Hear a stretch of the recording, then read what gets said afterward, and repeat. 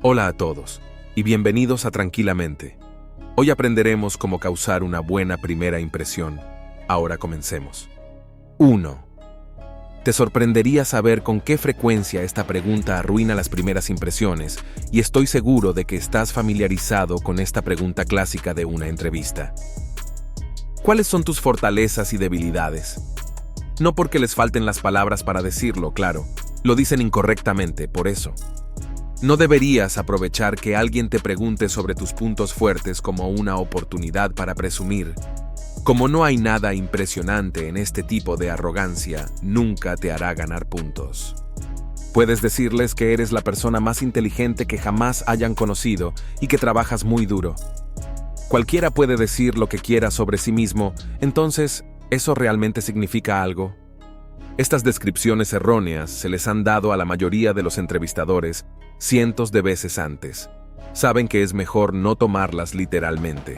¿Cuál es entonces la mejor manera de vender tus puntos fuertes? Mostrarles quién eres como persona, no decírselo. Aportar pruebas comprobables. Luego permítales resolverlos solos. Supongamos que desea que un empleador potencial conozca su experiencia como diseñador gráfico. Podrías ensalzar tus habilidades. Sin embargo, si tiene un portafolio, ellos pueden revisar su trabajo y tomar una decisión informada sobre usted. Si creen que tienes talento, su juicio será mucho más valioso que tu alarde. 2. Control del habla. Uno de los muchos aspectos del lenguaje corporal que recibe poca atención es el habla. Ajustas tu voz sin darte cuenta, del mismo modo que cruzas los brazos o golpeas los pies inconscientemente.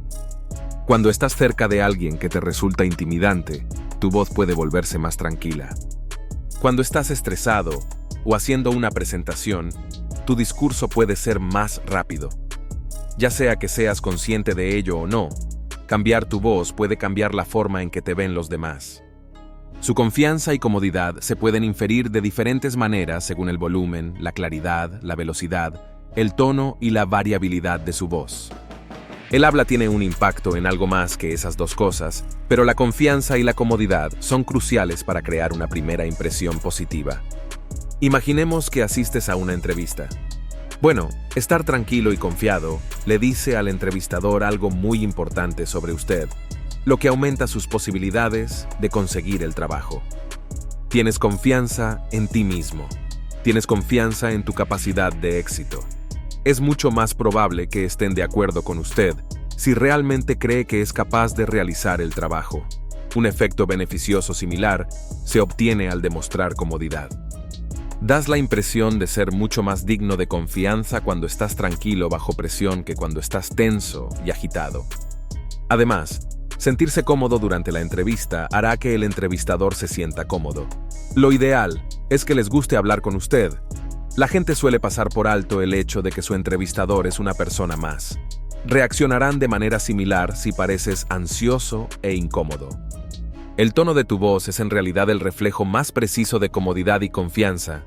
Entonces, ¿qué tiene esto que ver con tu forma de hablar? No importa cuántas frases memorables tengas en tu haber, si las pronuncias incorrectamente te quedarás corto, principalmente porque la gente basa sus suposiciones sobre ti en tus señales vocales. El volumen, el tono y la variabilidad de la voz de una persona, por ejemplo, se pueden utilizar en un estudio de 2014 para determinar el rango social de una persona. Todos los participantes creían que aquellos con voces más fuertes y confiables ocuparían un lugar más alto que aquellos con voces más suaves y menos confiables.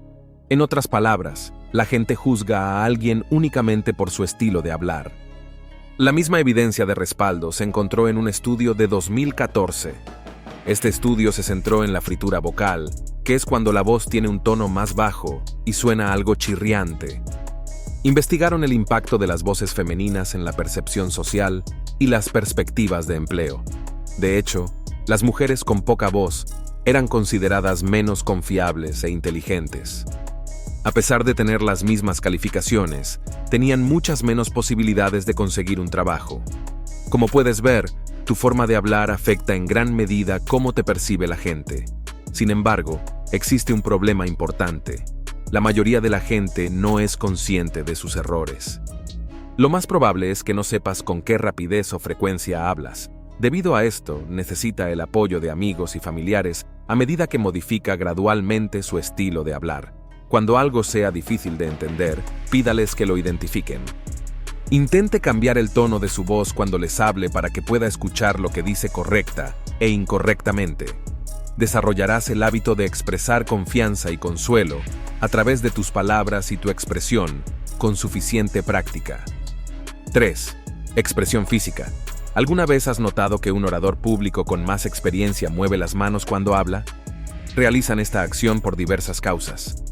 Su discurso gana énfasis en su lenguaje corporal. Fortalece tus argumentos, enfatizando puntos clave con tu cuerpo.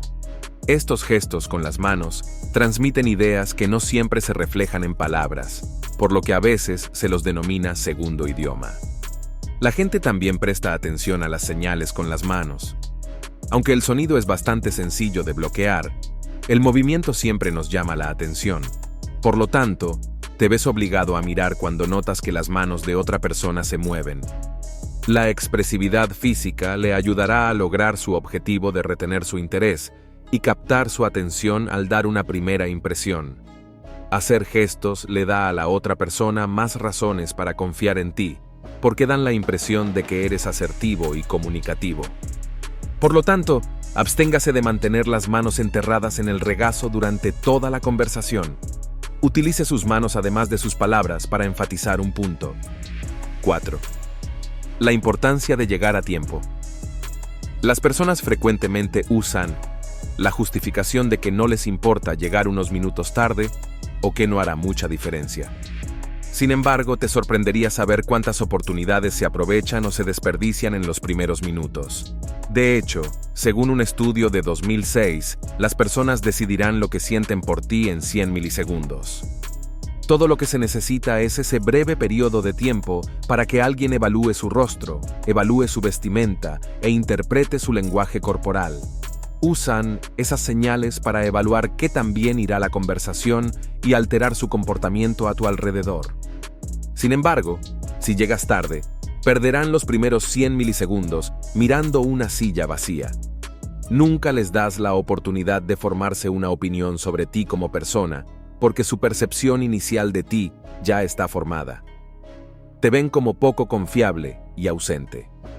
Si pudieras administrar tu tiempo efectivamente, habrías llegado antes, pero no lo haces. Llegar tarde te prepara para el fracaso en lugar de obligarte a reiniciar la entrevista.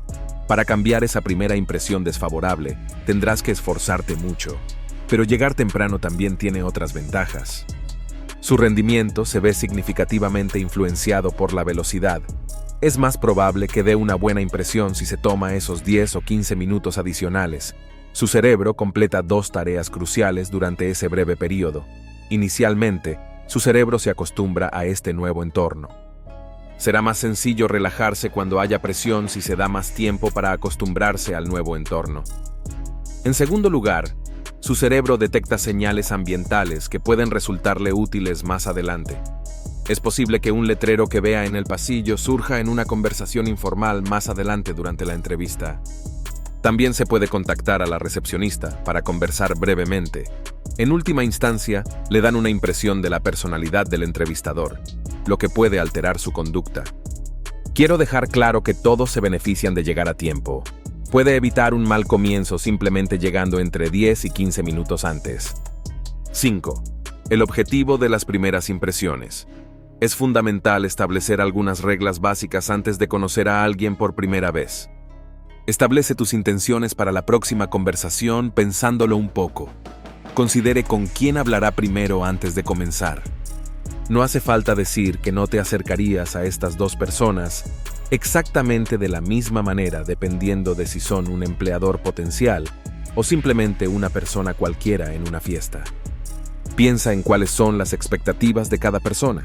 Si se trata de un empleador potencial, anticipan que actuará de manera adecuada y profesional. Debes demostrarles tu aptitud e ingenio. Tus expectativas serán completamente diferentes si es solo un invitado a la fiesta. Es posible que estén buscando una conversación interesante, amable y acogedora. De ello se deduce que actuar como si fuera una entrevista de trabajo los desanimaría por completo. Considere lo que espera obtener de la siguiente conversación. Cualquiera que sea su objetivo, afectará la forma en que aborde cada interacción.